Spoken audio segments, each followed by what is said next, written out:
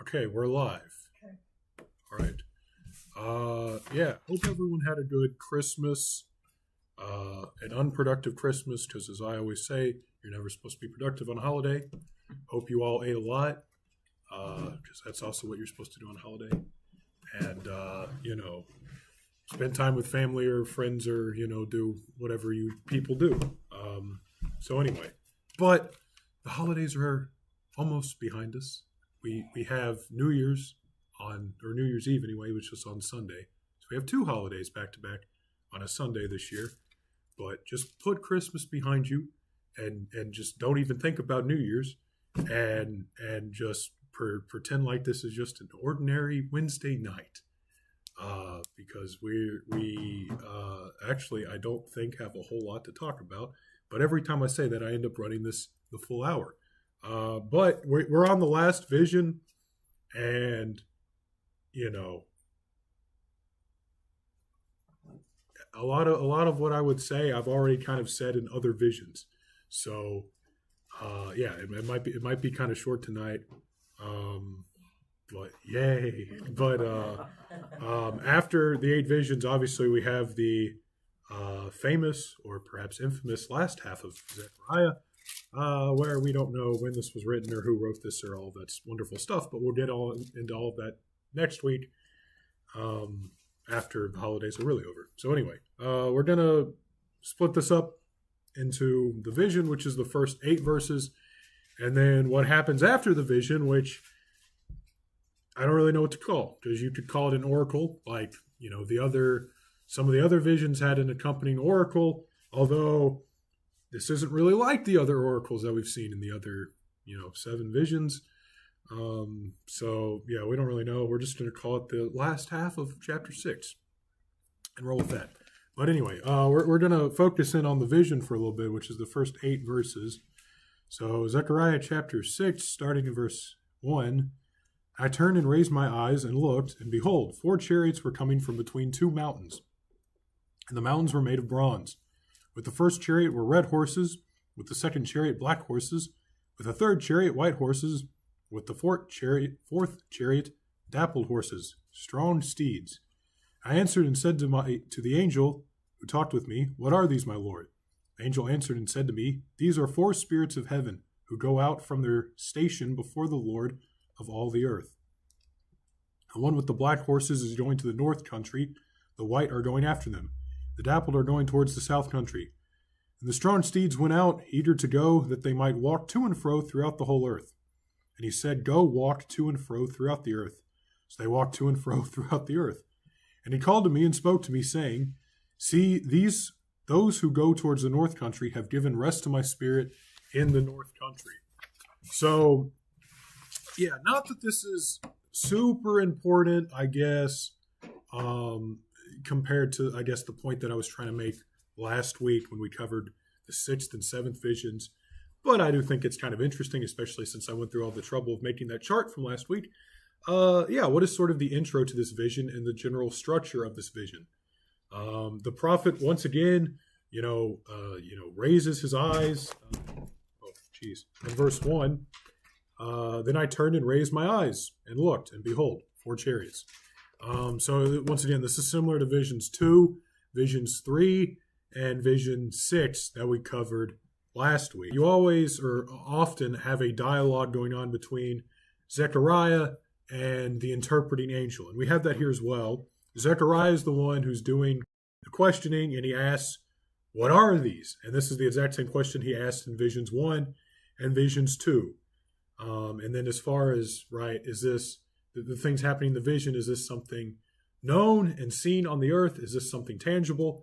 Well, we're dealing with horses and chariots that are going out over the earth. So it's kind of similar to the first vision, which had these sort of angelic horse riders, which were going out over the earth. So the chariots in the vision, they're also sort of like angelic or, otherworldly. So they're not seen or known on the earth. This wouldn't be something that a dude would just walk outside of his house and see, a chariot with some red horses being driven by. But they're not completely removed from the earth, because they are moving around on the earth. So again, very similar to Vision 1, and you'll pick up on some other similarities from Vision 1 as well as we move through this. So we're kind of back to our format that we did for the first 5 visions, I guess, which is let's see what we're really not concerned with and then what we actually are concerned with. Because I think a lot of people can try to get lost in the details of symbolism when there's not really a whole lot of symbolism there. So the first thing we're not really concerned with is the mountains. Right, what I mean is we're not interested in trying to paint some sort of metaphor onto the mountains that isn't there, right? Most likely, these mountains simply represent heaven or the dwelling place of God. And right, this makes sense for a couple of reasons. So within the vision itself, the chariots are said to be the 4 spirits of heaven who go out from their station before the Lord of all the earth.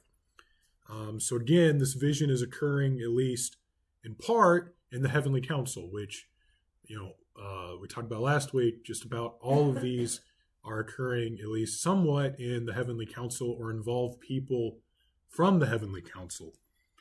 So if the chariots are coming from between 2 mountains of bronze, then they are, and if the 2 mountains of bronze are just sort of the dwelling place of God, then the chariots are leaving God's dwelling place. And so the second reason, outside of this text itself, as to why, the mountains of bronze would be the dwelling place of God, is because historically mountains were seen as dwelling places of the gods. And not just in the sense of like Mount Olympus and Zeus kind of thing, but even among the other peoples that Israel, Judah would have interacted with.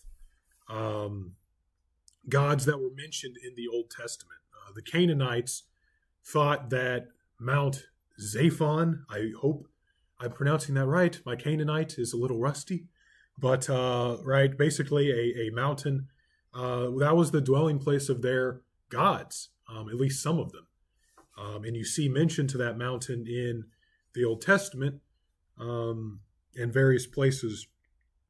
And then even within Israelite religion itself, Israel identified various mountains as the place which God dwells. So you have Mount Zion, great is the Lord, most worthy of praise, in the city of our God, his holy mountain, beautiful in its loftiness, the joy of the whole earth, like the heights of Zaphon. So there again we have that. Like the heights of Zaphon is Mount Zion, the city of the great king. So you have Israel sort of identifying Mount Zion as the dwelling place of God. And then you also have Mount Sinai, obviously. That reference, by the way, was Psalm 48, if you wanted to mark that down. You also have Mount Sinai, mentioned as the dwelling place of God, or one of the dwelling places of God. The mountains quaked before the Lord, the one of Sinai, before the Lord, the God of Israel. That's Judges chapter 5.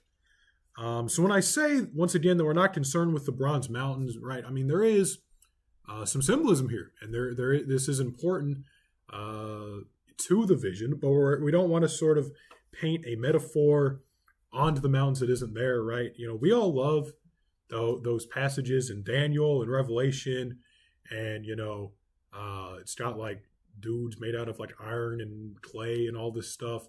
And, people for like 2,000 years have tried to identify like what foreign countries this is talking about. One of my favorite things to do is I love to just like, go on YouTube and find some sermon from like the 60s, because it's like, oh, well, obviously this part of this statue is like the Soviet Union or something. And you're like, well, obviously not, because that doesn't really exist anymore. It's kind of funny in a way. But, right, we don't really want to do that. There's not... right, these aren't earthly kingdoms being represented. This isn't something tangible or something that we can see. This is simply, right, once again, like we said, all these visions that we've covered have been talking about the heavenly council to some degree. And since these are sort of, spiritual chariots, not real chariots, it would also make sense that they're leaving the heavenly council, they're leaving the dwelling place of God. So the second thing that we're not really concerned with is the colors of the horses themselves. Once again, something that a lot of people like to do is, go to prophetic parts of the Bible, they see colors, they want to start identifying symbolism in that. And granted, I mean, in different parts of the Bible, there could be symbolism in colors. Probably not here, though. We have a chariot that's got red horses, a chariot that's got black horses, a chariot that's got white horses, and a chariot that has dappled horses. Now, I am not an equestrian horse raiser guy, but so I had to Google this one. And interestingly, by itself, the Hebrew word just means strong. So it's basically you got a red horse, a black horse, a white horse, and then or chariots with these color horses, and then you got a chariot with strong horses, and then after that it says strong steeds, which actually applies to all 4 of the chariots. So you have one that has strong horses, but all of them are really strong steeds.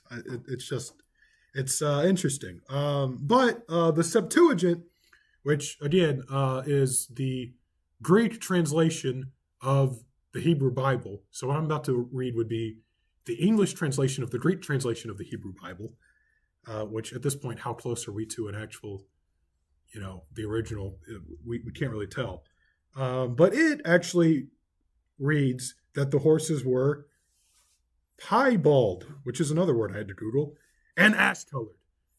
Piebald is kind of the same thing as dappled. It just means kind of two-colored, right?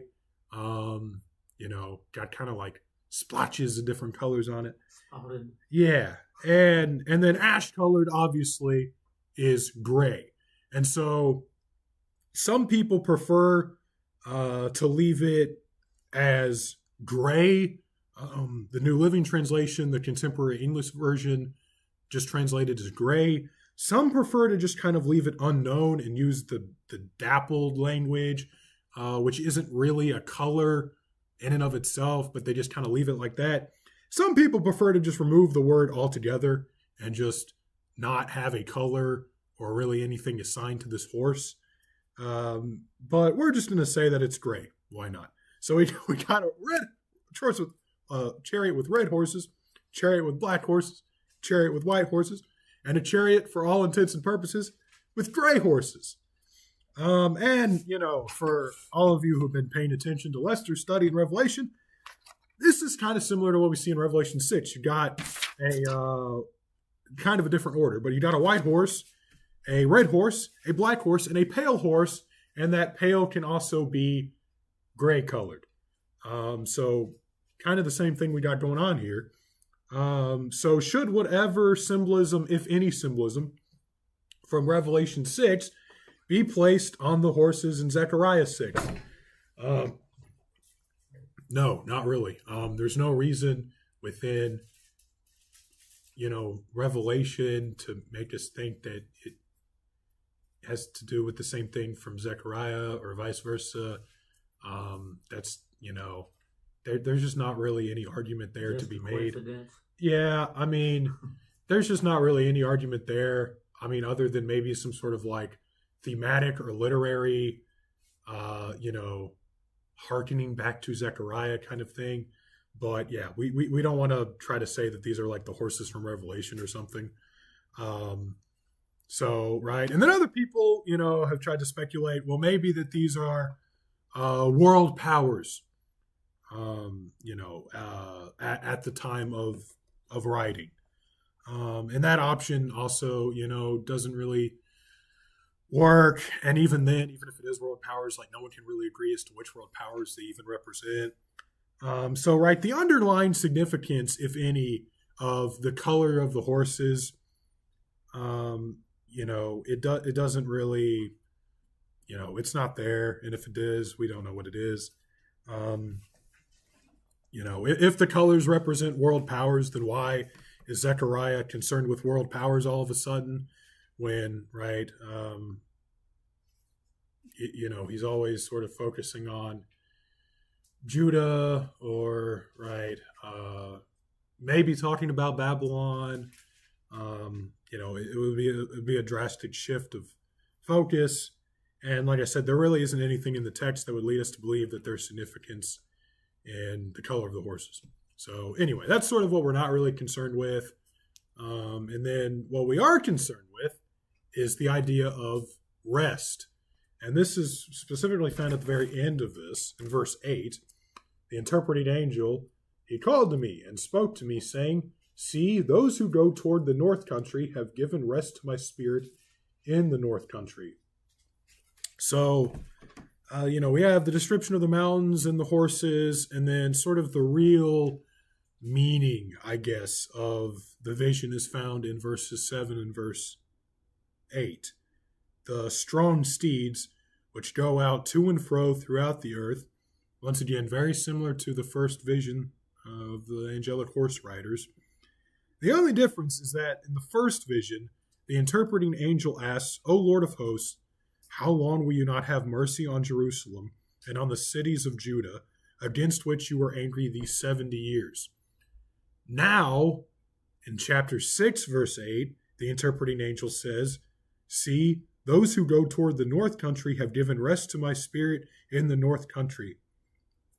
The horses themselves, once again, likely hold no significance in terms of, 4 world powers or something. However, it does talk about them going toward the north country. And the north country is likely talking about Babylon. Not because Babylon was geographically north of Judah, but because you had to go north, to get there, because, they didn't exactly have highways back then. But anyway, that's neither here nor there. The north country is Babylon. So if that's the case, then the same angel from the first vision, who once asked, how much longer would God withhold mercy from Judah, as he had been doing during the Babylonian exile for 70 years, now says that the chariots which are going to Babylon have brought him rest.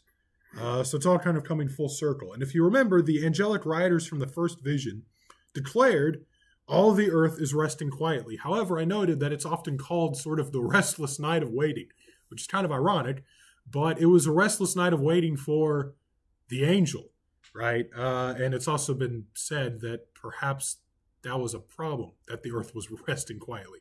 Maybe they shouldn't have been doing that, which I think there might be something there. The angel was restless. How much longer, God, will you withhold your mercy from us and be angry at us? But by the end of the vision 8, he's found rest. Why? What makes the difference?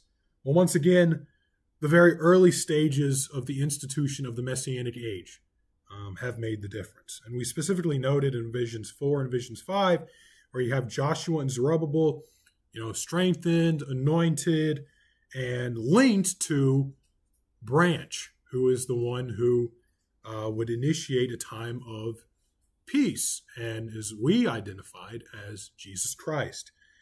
It's the very early stages of the initiation or the institution of the Messianic age.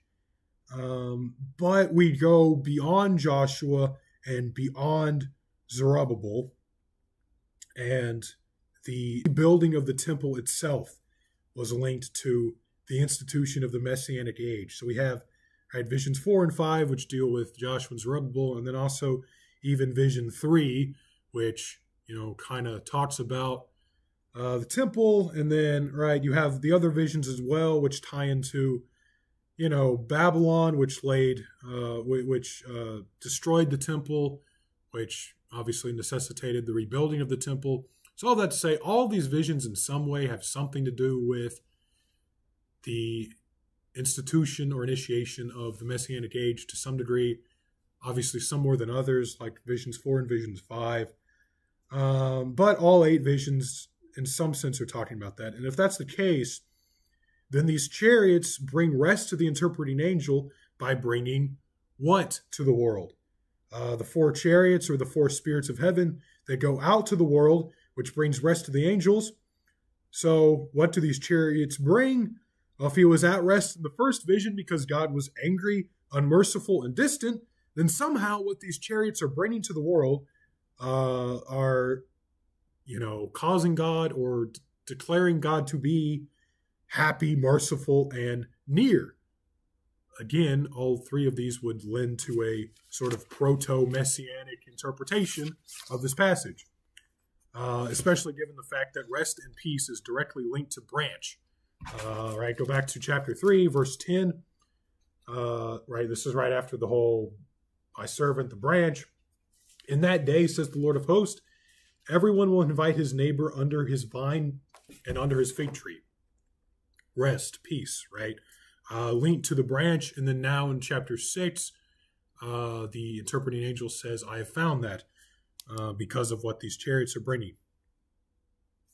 So they're in some way preparing the way for the Messiah outside of Judah, outside of Jerusalem. In the same way that Joshua and Zerubbabel are sort of preparing the way, unbeknownst to themselves, by the way.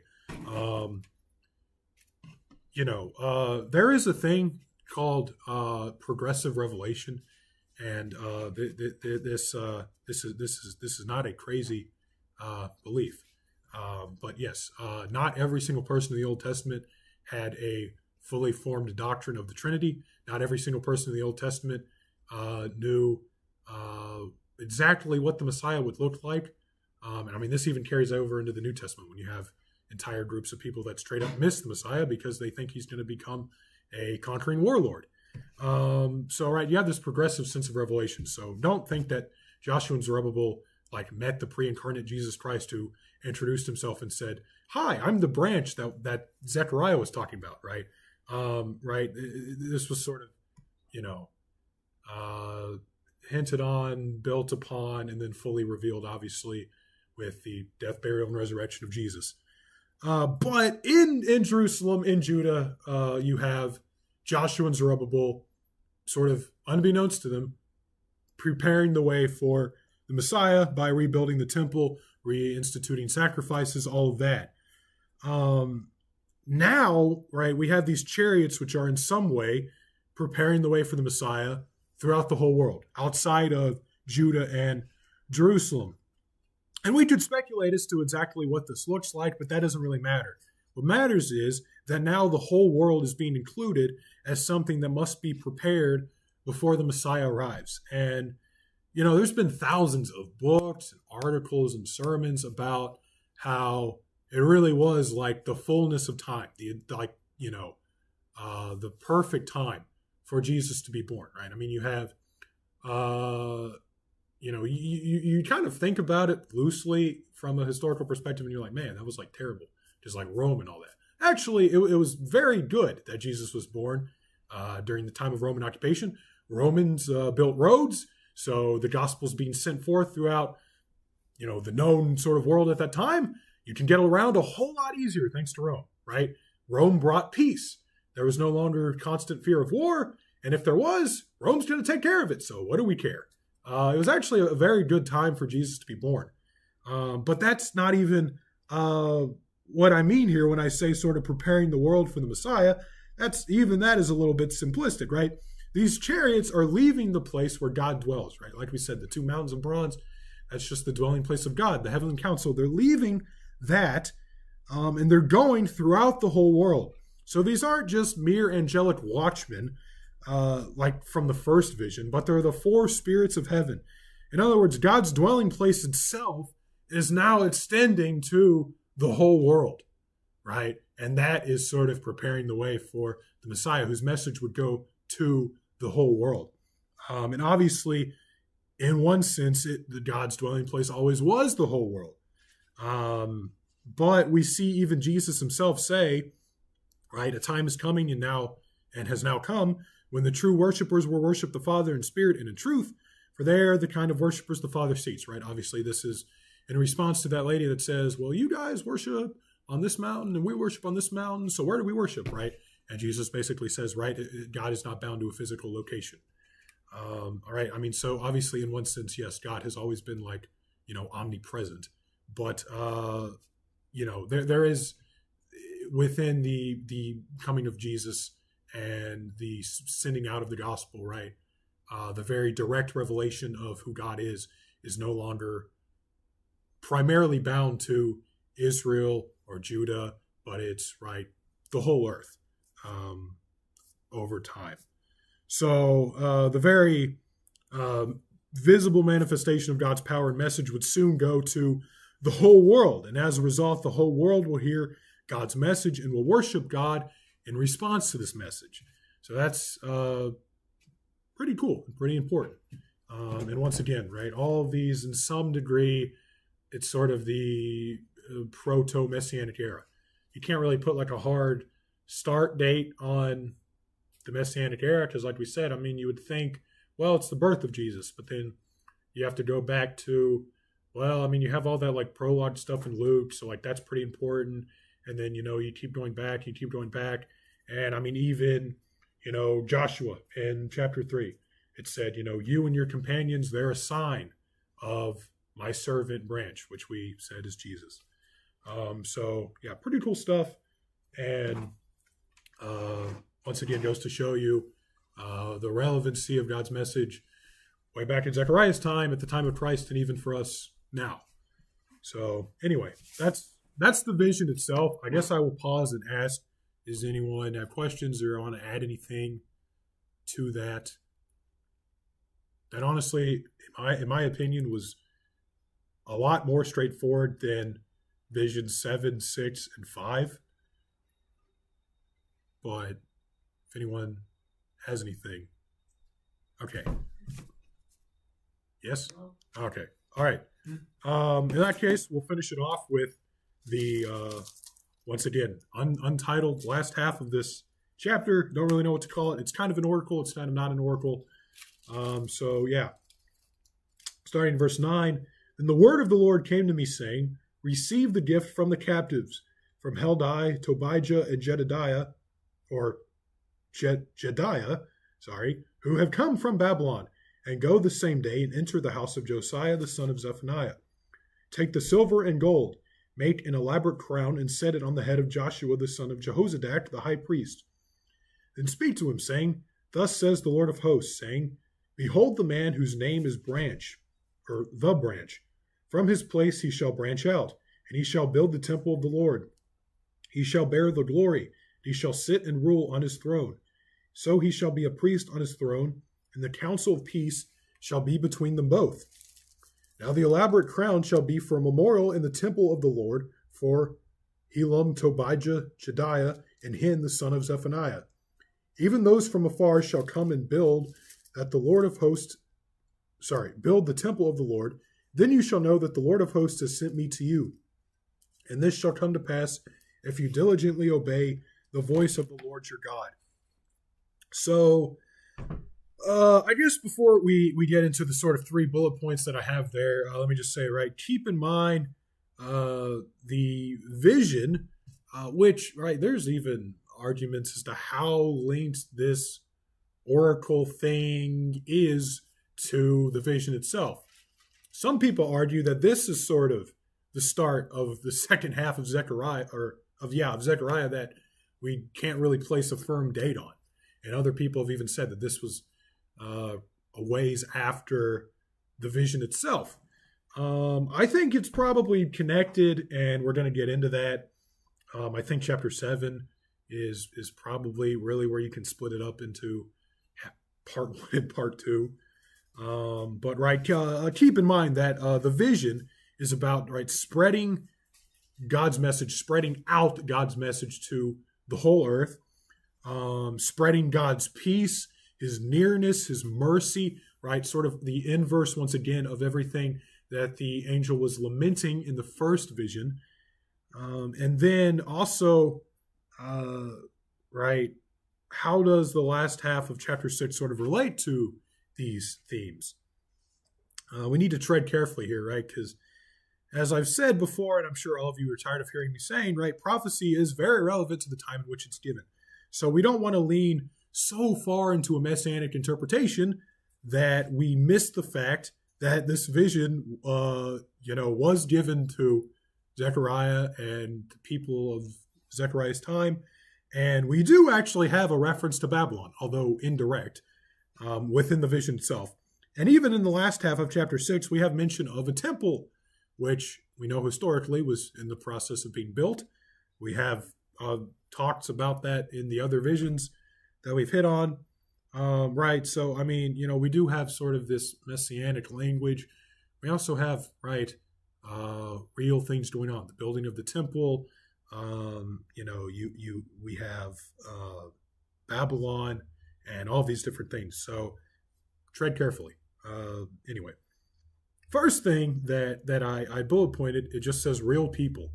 What I mean by that is, right, we have some people in this oracle type section, right? You have reference to captives, and our minds, when we hear that, automatically think Babylonian exile, and you'd be correct, right? That's exactly what we're talking about. We're dealing with real exiles that are coming back from exile. See what I did there? So this isn't another part of the vision, right? This is something that like actually happened. This was likely carried out by Zechariah as some sort of sermon illustration, right? I mean, think about the other prophets. You have, one of them's walking naked through Israel. One of them's like building a clay model of Jerusalem and laying siege to it. They sort of act out their own sermons. And Zechariah is kind of doing that here. This isn't part of the vision in the same way that, like, we had vision number 3, I think, or 4 of Joshua. It'd be 4 of Joshua. And, like they give him new clothes. And, Zechariah says, well, give him a new turban too. And all this stuff happens. Right. That was a vision, and that took place in the heavenly council. Right. That like didn't actually happen. We have no reason to believe that that Joshua was seeing the same vision as Zechariah. Right. This is something happening specifically to Zechariah. This is a symbolic, right? What he was seeing was symbolic of what was happening to Joshua on a spiritual level. But, right, angels in all likelihood did not visit Joshua and give him a new turban. But what we have here, this isn't part of the vision. And, right, I mean, this is like real stuff, right? We got captives, and they came back from captivity. And they're bringing gifts with them, and they're building a crown out of it, right? I mean, this probably actually happened, which is kind of cool. This is sort of a living sermon illustration, like I said. Right? Zechariah took the silver and the gold from returning captives. He made a crown. He placed it on the head of Joshua, and then in addition to Joshua and Zerubbabel also, and we're trying to get to that. There's also I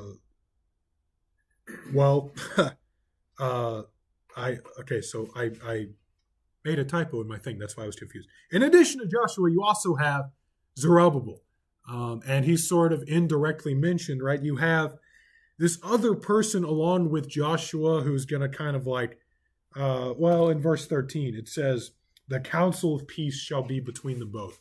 Going to kind of share the power. And in a good way, in a way that peace goes between them and then out to the people. And that person is likely Zerubbabel. Some people would argue that this idea is not Joshua and Zerubbabel at all. It's only, right, Jesus, it's only branch, and he fills both roles in verse 13. So then, right, second bullet point, we have branch. And like I said, some people would argue that verse 12 is talking about branch. So in verse 13, the phrase, "the counsel of peace shall be between the both." Well, that's talking about the one singular person, branch, and right, the counsel of peace being between them both is talking about sort of the priest and the king aspects that he himself, the one person, is filling. So let's talk about that, right? Is this even the same branch from chapter 3? Let's just pretend like this isn't a messianic passage. Let's just pretend like this is just talking about the crowning of Joshua and Zerubbabel. Because technically the Hebrew word here for crown is plural. So Zechariah actually made multiple crowns. And again, likely in view here is sharing the peace or sharing the power and then in a peaceful way with Zerubbabel. Right, if that's the case, Zerubbabel will build the temple, Joshua will bear the glory of the temple, Zerubbabel will sit and rule on his throne, Joshua will be a priest on his throne, and the council of peace will be between them both. And all of those things are directly from verse 13. And that makes a lot of sense. It makes sense grammatically and syntactically with the passage. It also makes sense in the context of the previous visions, right? Think about the lampstand. You have Joshua and Zerubbabel, which are fueling Judah, right, to rebuild the temple. Not just rebuild the temple, but also, right, get back on a moral track. But we still have the word branch. And, looking back to the actual Messianic age and the life of Christ, we can see that Jesus was and still is priest and king. So, right, Jesus does sort of fill both roles. So, right, what do we make of this? And I think, like I said at the end of last week, it's kind of a little bit of both. It's sort of, it is Joshua and Zerubbabel. It is Joshua's priest, Zerubbabel's king, not really king, but acting as a king, basically. And, right, the council of peace shall go between them both. But I also think, right, this was sort of, because you do have reference to the man whose name is Branch. So, I mean, Joshua in chapter 3 is identified as a sign of branch. Here, he's basically identified as proto-branch because the branch here could and basically just is Joshua, right? In and of itself, there's not really anything that would force us outside of, our own desire to make it that way. Nothing that would force us to read anything messianic into this, outside of the fact that branch from chapter 3 we argued was messianic. But, right, in the same way that Joshua was sort of a sign of branch in chapter 3, right, him reinstituting temple worship, temple sacrifice was sort of the beginning of the Messianic age, a sign of the way of the Messiah coming. Joshua is basically called branch here, and how the duties that he is performing, him and Zerubbabel both, are sort of a sign or a prototype of what Jesus Christ would do when he came. Right? He would function as priest and king, Joshua and Zerubbabel in a sense. You have, right, even, let's see. This quote basically summarizes it better than I ever could. The symbolic coronation and the enigmatic term branch referred to a future leader who would fulfill to perfection the offices of priest and king and build the future temple with all appropriate splendor. In this way, the priestly and royal offices will be unified. The old interpretation that Messiah is meant has not been displaced. And, right, this is probably the best route. Right, we're dealing with real exiles who are bringing real gold that was really made into a crown for Joshua and, once again, likely Zerubbabel. So we don't want to take away from the fact that, right, this is kind of historical narrative in a sense. Not narrative, I guess, because it's not really past tense, but this is something that actually happened, right? We don't want to take away from that. But, right, priest and king, Joshua and Zerubbabel, cooperated in peace, brought peace to the people. And Joshua, like we said, was called a sign of the coming of branch in chapter 3, verse 8. And so, right, to the original audience, Joshua and Zerubbabel were envisioned as this branch, the one who would rebuild and reinstitute the temple. And they did, right? Just not the temple that we're talking about when we're talking about Jesus Christ, because Jesus did not rebuild a physical temple. So let's talk about that, right? The third thing on your bullet point is temple. And this is kind of interesting because we have mention of the temple And we're sort of carrying this theme from the eighth vision, the sort of proto-messianic or early beginning of the messianic age. And we're carrying this idea that perhaps both the Messiah and Joshua and Zerubbabel are being spoken of.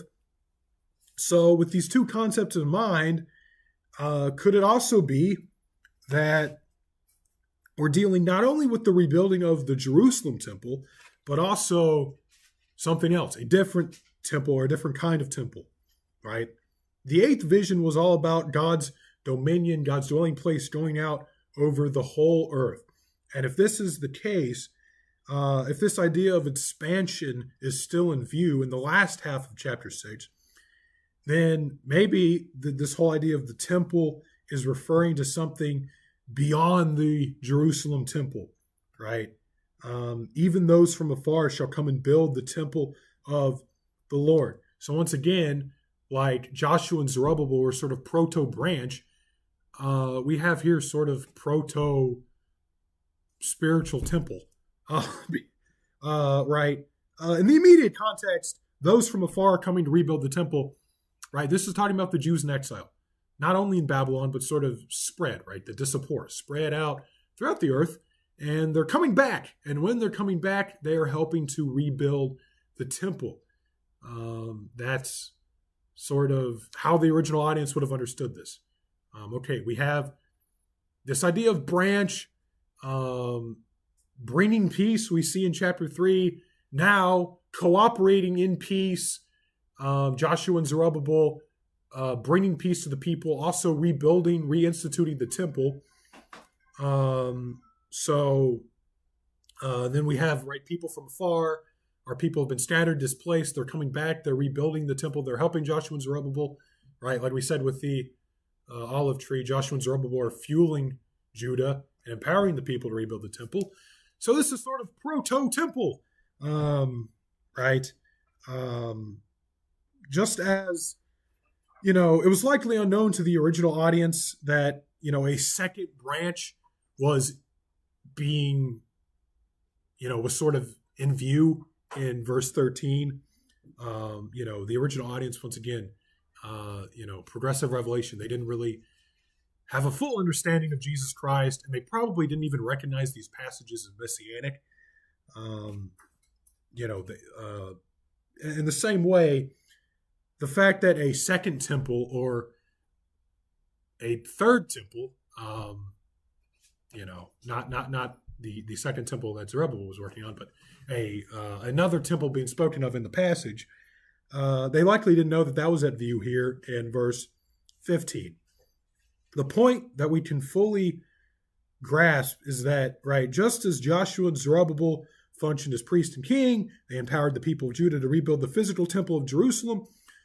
Like I said, so too does Jesus Christ function as priest and king, and he empowers people not just in Jerusalem, but all over the world, not just to build a physical temple, but to build spiritual temples out of their minds, right? A temple out of their lives with God's Spirit dwelling in their midst. That's 1 Corinthians 3:16. And this sounds a lot like the vision that we just talked about, which is all about God's spirits, right? The four spirits of heaven going out and expanding the dwelling place of God. So now, right, you have in the Messianic age, God's Spirit dwelling in the temples of people's lives, which is not just Judah, it's not just Jerusalem, but it's the whole world. So this makes a lot of sense, right? And this is why a third temple is not needed. It would serve no purpose, right? Like a third physical temple, I mean. Even if theoretically one were to be built, it would be pointless. What would be the need for one? Right now, we have the dwelling place of God is in our lives. Right, God is not confined to a mountain; He's not confined to a temple, but He lives in the hearts and lives of His people. So the building of the second temple, is far removed from the life of Jesus Christ as it was sort of the proto-messianic age. Like we've said, it was the beginning of the Messianic age, Joshua and Zerubbabel were signs of the one branch, or Jesus Christ as we know him, who would function as priest and king, would usher in peace, and would bring people from all over the world to build not a physical temple, right, but a temple out of their lives, right? Spiritual temples where God would dwell with people from all over the world. So pretty cool. Once again, shows you have very relevant information for Zechariah's audience. You're hearing this, you're like, I know who these exile people are. Oh yeah, this Tobijah guy, that's my cousin. I know who that guy is. I know who Joshua is. I know who Zerubbabel is. Rebuilding the temple. Yeah, right. We got the temple halfway finished by now. The temples, I can see that out my back window. Very relevant for that, but also, right, the Messianic age, and then in our age now, in the church age, we can look back and see all of this was sort of proto branch, proto Jesus, proto temple. We can see sort of how God used this as typology. And once again, like I stressed with other minor prophet books, right, what we have is so much better, right? Don't be one of these weird cultists that wants to go like move to Jerusalem and try to like build a third temple. Y'all are too old and too decrepit to probably move to Israel even if you wanted to. No offense, that was a joke. Please don't hang me. Right? Y'all probably don't do that, but as weird as that sounds, even Southern Baptist people I've known are weird like that. And they want to like go try to build a physical temple in Jerusalem. Don't do that anyway. That's probably going to cause World War III if you try to do that. So it's probably not wise on a geopolitical standpoint. But once again, what we have is so much better, right? We don't need a physical temple. We don't have to go make pilgrimages because we have God's dwelling place with us wherever we are. So that's sort of your application for tonight. Any questions or comments on the last half of chapter 6, or just any of the 8 visions in general? Because next week we're going to hit the ground running and sort of change gears a little bit with our format. Okay. In that case, Lester's turn. Okay.